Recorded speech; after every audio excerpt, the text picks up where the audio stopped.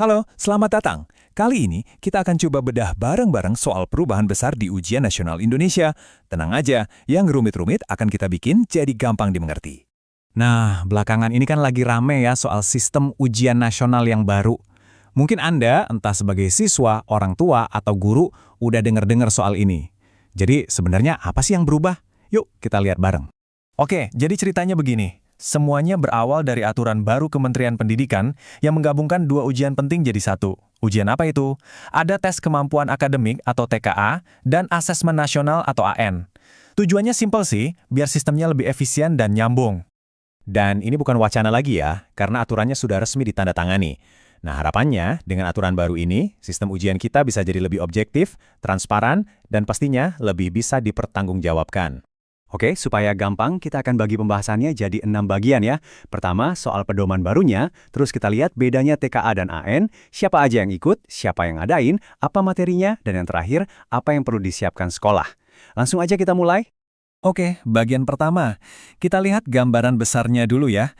Yang paling penting dari semua ini kan, penggabungan dua asesmen nasional itu. Nah, yang pertama itu namanya tes kemampuan akademik, biasa disingkat TKA. Anggap aja ini rapor akhir buat kamu sebagai siswa.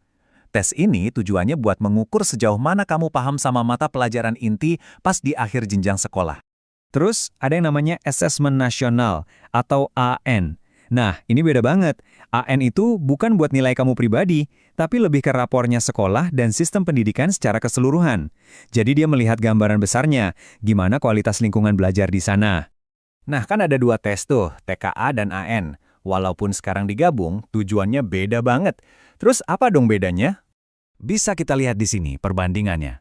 Kalau TKA, itu fokusnya ke kamu sebagai individu. Hasilnya pun nanti berupa sertifikat, namanya SHTKA, buat kamu pribadi. Nah, kalau AN, ini beda. Fokusnya ke sistem, buat evaluasi. Hasilnya bukan buat kamu, tapi jadi data buat rapor pendidikan yang dipakai untuk perbaikan sekolah.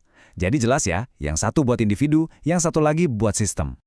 Oke, bedanya udah jelas. Pertanyaan berikutnya, siapa aja nih yang wajib ikut tes ini? Jadi yang ikut itu utamanya adalah siswa di semester akhir. Artinya kelas 6 SD, kelas 9 SMP, dan kelas 12 atau 13 untuk SMA SMK. Ini juga berlaku buat teman-teman yang ikut program paket A, B, dan C ya. Nah, syarat utamanya ada dua, harus punya NISN yang valid dan aktif, sama harus ada formulir yang ditandatangani orang tua atau wali. Tapi tunggu dulu, ternyata nggak cuma siswa loh, guru dan kepala sekolah juga ikut berpartisipasi. Caranya dengan mengisi yang namanya survei lingkungan belajar. Jadi masukan dari mereka juga penting banget buat lihat kondisi sekolah. Nah, namanya juga acara nasional, pasti yang ngurusin banyak pihak. Biar kebayang, kita coba lihat siapa aja sih yang jadi penyelenggaranya dari pusat sampai ke sekolah. Oke, kita mulai dari yang paling atas, tingkat pusat. Di sini ada Kementerian Pendidikan dan Kementerian Agama. Merekalah yang bikin aturan mainnya, nyiapin soal-soal tesnya, dan ngelola semua data secara nasional. Turun satu tingkat, ada pemerintah daerah. Dinas Pendidikan di tingkat provinsi dan kabupaten atau kota, ini perannya jadi jembatan. Mereka yang mastiin aturan dari pusat bisa jalan di daerah, verifikasi data sekolah dan siswa, sampai ngurusin logistik lokal. Dan terakhir, yang jadi ujung tombaknya tentu aja pihak sekolah.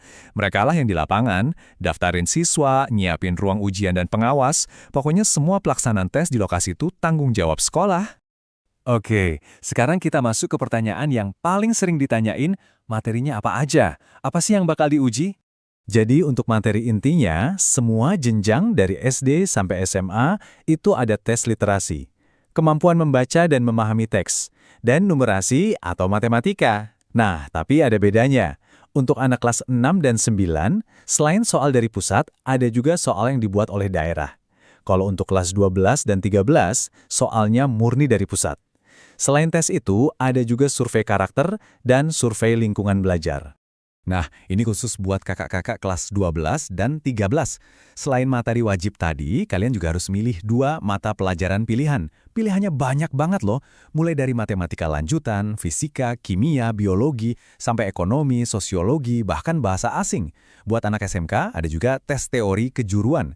Jadi, ini kesempatan buat nunjukin keahlian di bidang yang kalian minati. Oke, bagian terakhir nih. Setelah tahu semuanya, sekarang apa yang harus dilakukan oleh pihak sekolah? Kita lihat prosesnya.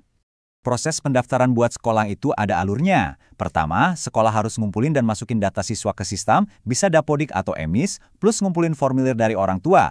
Langkah kedua, data tadi diverifikasi di daftar nominasi sementara.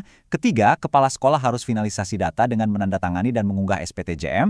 Nah, kalau semua udah beres, baru deh sekolah bisa nerbitin dan bagiin kartu tes ke siswa.